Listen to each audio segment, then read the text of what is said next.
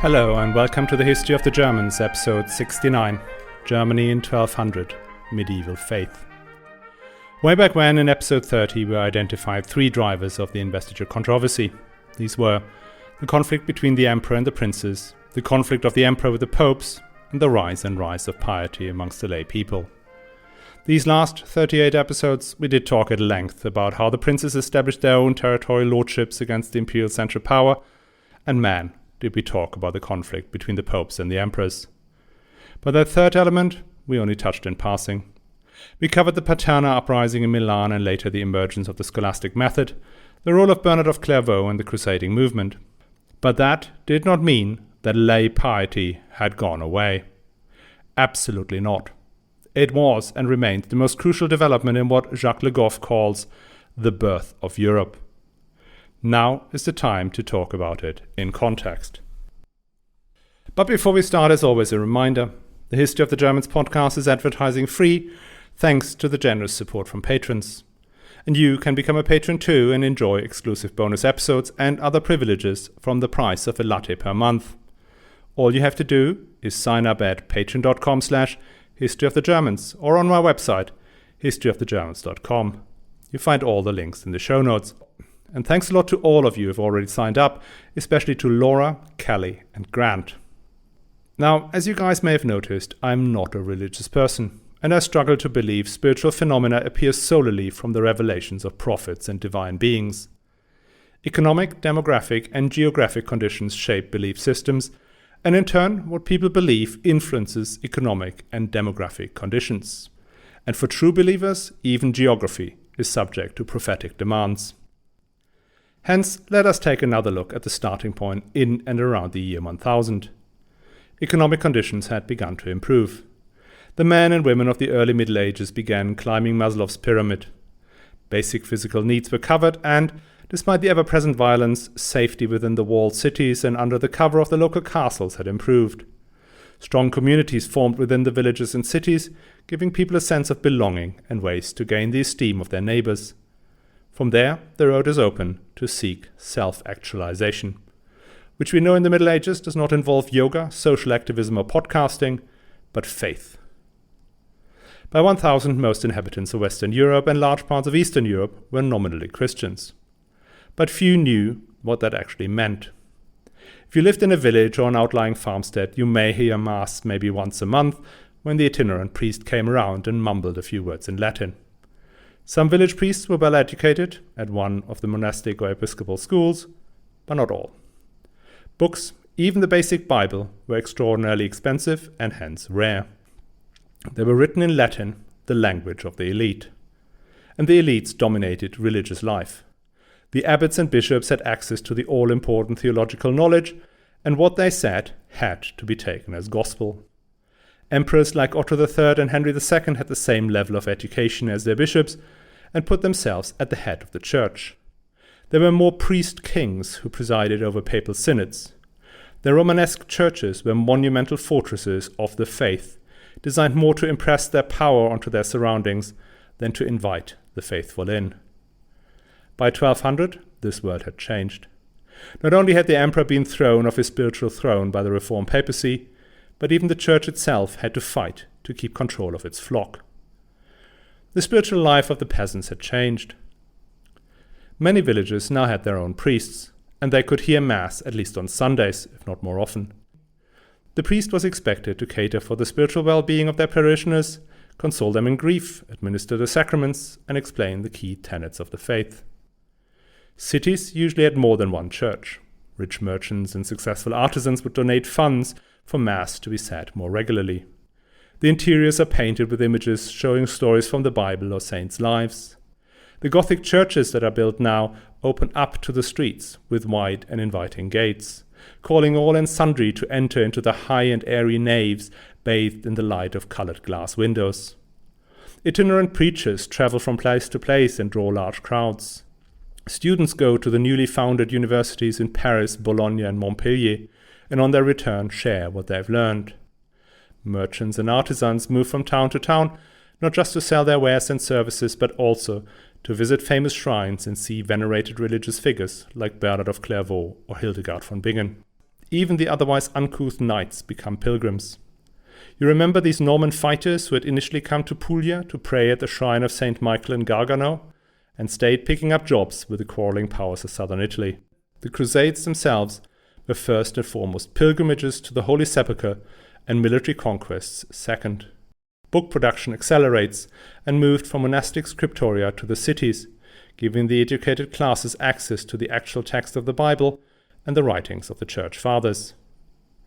People, books, and ideas moved around from the 11th century onwards, and information flows and flows. And that quickly reveals that Christianity is a complex religion. Take the Holy Trinity, one of which are Father and Son, but still, they've always been in existence. Not very easy to get your head around. The commands of the Old and the New Testaments are even harder to reconcile. As the interpretations of the Bible are now written down and shared, differences are becoming manifest that nobody had noticed before. The more the medieval mind craves the certainty around the right way to live, the more their doubts grow. The grand bishops and mighty abbots are not much use in alleviate that doubt. Men like Reinhard von Dassel or Christian von Mainz are much more concerned with the worldly affairs of the empire than its spiritual well-being. They are learned men and personally pious, and Reinhard had brought the relics of the three kings to the Cathedral of Cologne, which is now rising up in the new Gothic style. But they are also the leaders of Barbarossa's armies that lay waste to cities and even try to apprehend the rightful pope. A grand prelate in his gold and silk vestment is a long way away from Jesus' followers, who, including St. Peter, were simple fishermen. One was a wealthy tax collector and another one a zealot, a professional revolutionary. But only the Apostle Paul had been a Pharisee, a religious educator and political operator. Now, as we move into the 13th century, people want to understand, to feel, and to live their faith. The urge to understand, structure, and ultimately define Christianity in the Middle Ages had gone into the history books as scholasticism. Scholasticism is an attempt to derive truth by investigating all arguments, weighing them, and then arriving at a final conclusion. We've already encountered the early scholastics in episode 45 when we looked at the conflict between Abelard and Bernhard of Clairvaux. Abelard and the two archbishops of Canterbury, Lanfranc and Anselm, had laid the foundation. Peter the Lombard, 1096 to 1160, produced the 4 books of sentences, a first attempt at a comprehensive and structured summary of all theology.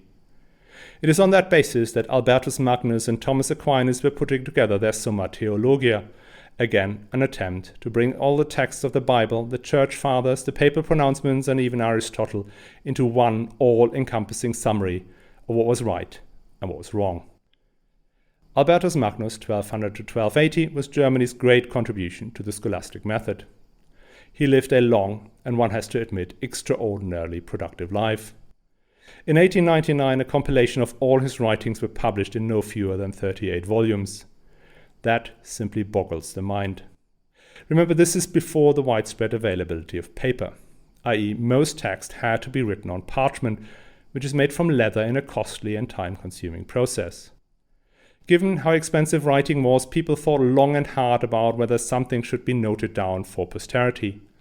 If you read the chronicles from the early Middle Ages, you can almost feel how deliberately they've chosen the events and thoughts they wanted to preserve. 38 volumes mean 2 things. 1, the production of writing materials had increased dramatically over the previous centuries, and that whatever Albertus Magnus wrote was considered worth preserving. Albertus Magnus's guiding light was Aristotle. Like his hero, he was interested and wrote about absolutely everything: logic, astronomy, astrology, alchemy, mineralogy, botany, zoology, geography, physiology, justice, law, economics, mathematics, ethics, love, and friendship. His objective was to bring together not just all of theology, but all of the knowledge of the world. What made him more than just a great collector and systematizer of information was what he called experiments. And he famously said that, quote, "For it is the task of natural science not simply to accept what we are told, but to inquire into the causes of natural things." Albertus Magnus stands in many ways godparent to modern science, and in 1941 he was made the patron saint of all those who work in the natural sciences. Today, Albertus Magnus is overshadowed by his disciple, Thomas Aquinas, the towering figure in scholastic theology. The two men met when Albertus Magnus was a magister at the University of Paris. They had a close relationship, and Albertus Magnus, at significant risk to himself, came to Thomas's aid when the latter was accused of deviating from church doctrine. Though Albertus Magnus received a full professorship at the most prestigious university for theology, the University of Paris, he did leave this post to teach in Cologne.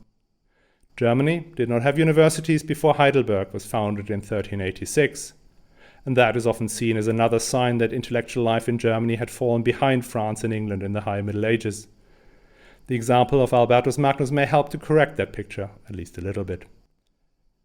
Whilst the scholastics were busy making sense of the Bible and the world, for most people, their complex theories and their even more intellectual discussions had limited appeal.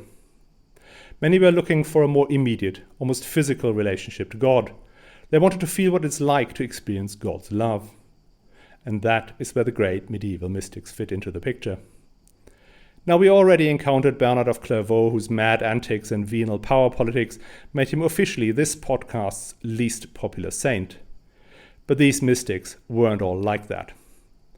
Hildegard von Bingen, 1098 to 1179, is a great proponent of a more positive image of medieval mystic. Having been born as the 10th child of a prosperous noble family, she was placed in a nunnery at a very young age. She herself said that she was only 8 years old. She joined the sister of her father's liege lord, a nun named Jutta. Both women were what is called enclosed. That meant they were put into a cell, which was then walled up. Their only communication with the outside world was through a small window in the wall where they would receive food and water and probably hand back unspeakables.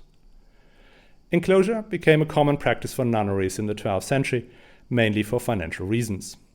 Nunneries had become a burden on their monastic orders. Since nuns were not allowed to say mass or administer sacraments, they attracted a lot less donations from patrons. On the other hand, they needed spiritual support from either monks or priests who would come to say mass for them, take their confession, and provide spiritual guidance.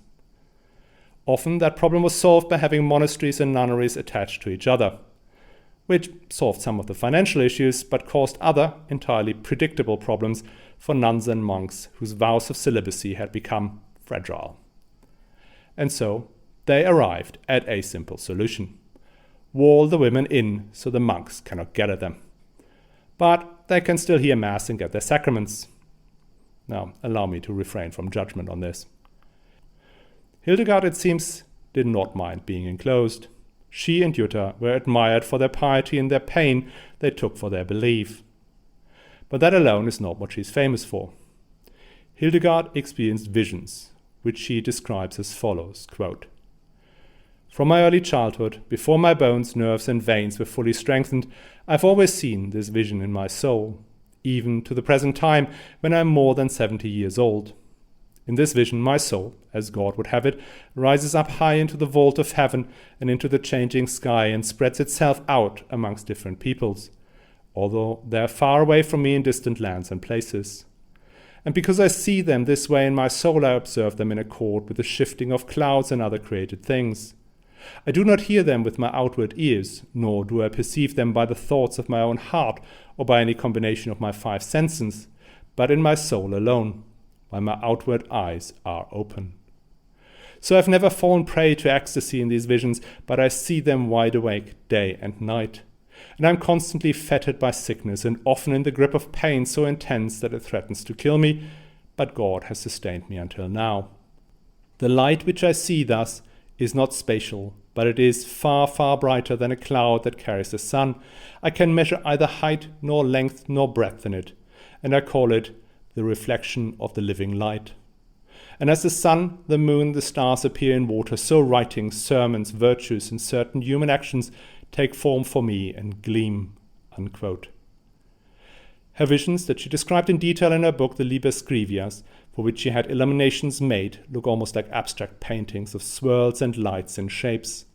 I will put some on the website for this episode, historyofthegermans 69-2. She also composed some beautiful music, which again I will try to put onto the webpage. As her reputation as the Sibyl of the Rhine grew, she became abbess of her own nunnery, by now no longer enclosed. Though she had not received any proper education in Latin, a collection of her letters to popes, kings, and emperors was published even during her lifetime. Many argue that these letters were written by scribes, as was her Book of Visions, and others have declared them fakes. But I'm pretty sure an emperor such as Barbarossa, with a keen eye on public opinion, would have very much wanted a communication with an important mystic. And if she remonstrates him for his behaviors and decisions, that was only to be expected. How much influence she had on him and whether she actually met him is unclear. And that's maybe a good thing, because if she had, she would only have been a female Bernhard of Clairvaux. Understanding the tenets of the faith and hearing a mystic share what it feels like to believe was still not enough for many. Disappointed with the official church, they wanted truly to follow in the footsteps of the apostles. They gave away their worldly possessions and embarked on an itinerant lifestyle, preaching in the villages, towns, and cities along the way, living off alms and never accepting more than food and drink. In previous centuries, individuals so inclined would have joined a strict monastic order like the Cistercians or the Premonstratensians, but that is not what these religious men wanted. They did not want to pray in seclusion, set apart from their fellow men. They focused on Jesus' command to go forth and spread the word of the Lord. They would preach on street corners and piazzas. They would go to markets and bridges, wherever people gathered, to talk to them. This made them very much a city phenomena. It is in the cities where the curious, the adventurous, the intellectual, and the restless gather. They're keen to incorporate some of the ways of the apostles into their lives. And supporting one of these preachers, whose holiness is evident from the modesty of his lifestyle, could be a way. Others go further and follow the preacher to the next town, and again others join him for good. Some of the itinerant preachers have been monks or had some form of religious education, but many had not. Some could read and explain the stories of the Bible to their flock in the vernacular language. Others did make things up or cobbled them together from things they'd heard elsewhere. Peter Valdez was a rich and pious merchant from Lyon. Around 1170, he financed a translation of the Bible into the local Provençal language. By 1176, he had an epiphany. He sold his business and left his family to live in apostolic poverty. He used his fortune to feed the poor during the drought, which may have been the reason for his decision. After that, he wandered around the Diocese of Lyon and read his Provençal Bible to the people. That put him into conflict with the church. Preaching was the privilege of priests and monks, not something any Tom, Dick, or Harry could do. Valdez realized that and applied for a license to preach for his community. Pope Alexander III did ultimately grant the license, but only as long as the local Archbishop of Lyon considered them acceptable. That system worked okay for a little while, but by 1182 a new archbishop clamped down on the Valdensians, which is what his community was now called. The bone of contention was that Valdez had allowed women a more significant role during services. The archbishop threatened the removal of the license to preach unless Valdez changed tack, but he refused, quoting Apostles 5:29, quote, "We must obey God rather than any human authority." He and his followers were duly excommunicated and exiled from Lyon. From there, the Valdensians then spread across the main urban centers of southern France and northern Italy. They came to Bavaria, Swabia, and even up along the Rhine River.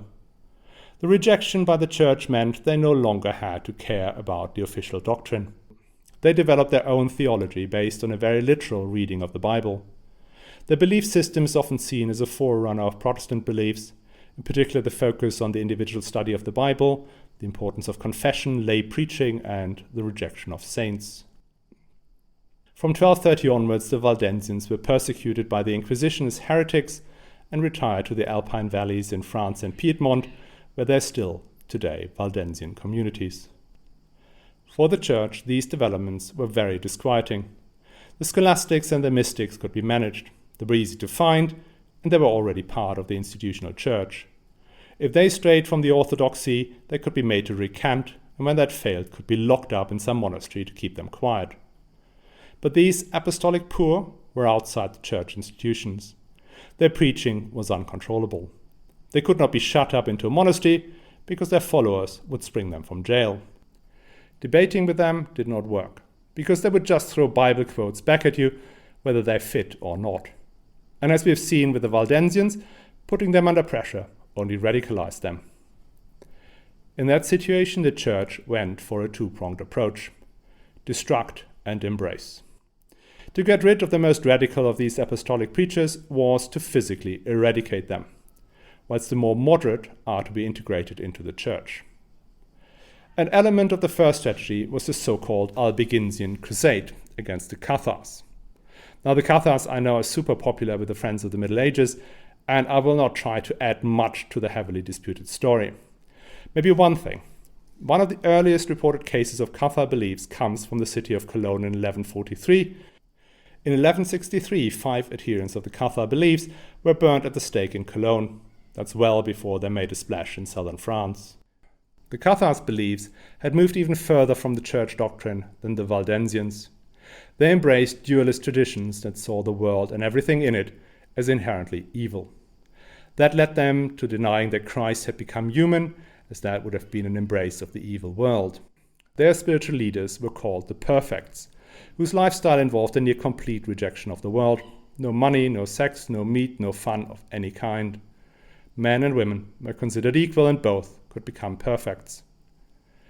The Cathars were a threat, not just because of their radical beliefs, but mainly because they had begun to build institutions and infrastructure, in particular in southwest France. There were Cathar bishoprics, and the Count of Toulouse had become their worldly protector.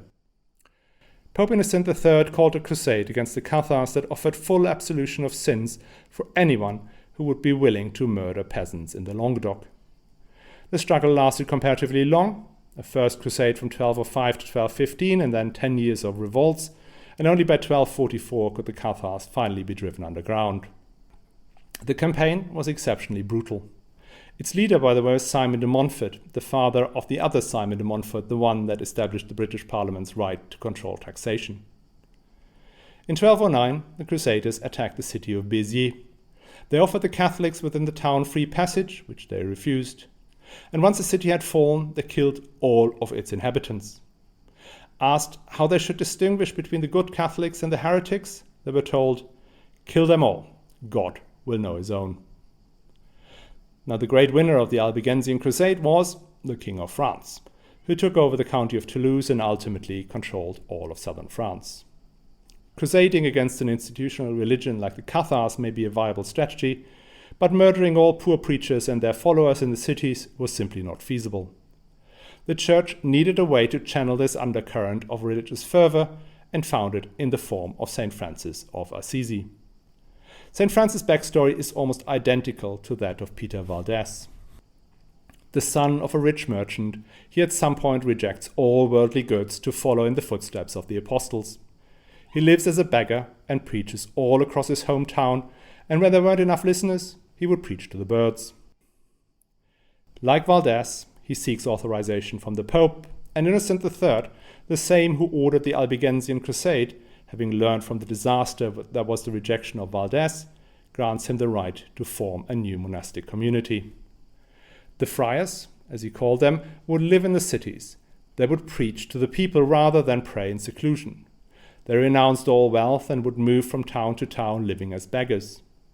He quickly added a female version of his order, the Poor Clares, and the so-called Third Order.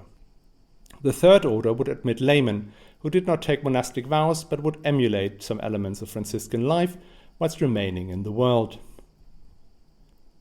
The Franciscans became the main way the Church institutionalized the apostolic poverty movement.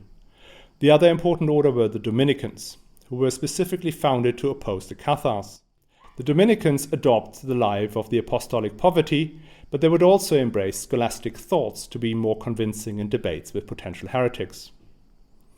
Now, did it work? Well, yes and no. The Cathars are no more, and the Waldensians are a small community. But the Franciscans, as soon as their ascetic founder had passed, threw half his rules overboard and built him the most spectacular church in Assisi, decorated by all the greatest artists of the time. The Dominicans became the Inquisitors, the Dominicanes, the hounds of the Lord seeking out divergent thought. But there is still a great legacy from this religious fervor: doubt. The constant uncertainty whether what one is told is really the truth, the need to prove the accuracy of any statement, the scholastic idea of the experiment, all that feeds into what Jacques le Goff called the birth of Europe. That is it for today. Next week, we'll descend back to terra firma and talk a bit about the controversial word, the feudal system. I hope to see you then. Now, before I go, let me thank all of you who are supporting the show, in particular the patrons who've kindly signed up on patreon.com/historyofthegermans. It is thanks to you that this show does not have to start with me endorsing mattresses or meal kits. If Patreon isn't for you, another way to help the show is sharing the podcast directly or boosting its recognition on social media. If you share, comment or retweet a post from the History of the Germans, it's likely to be seen by others, hence bringing in more listeners.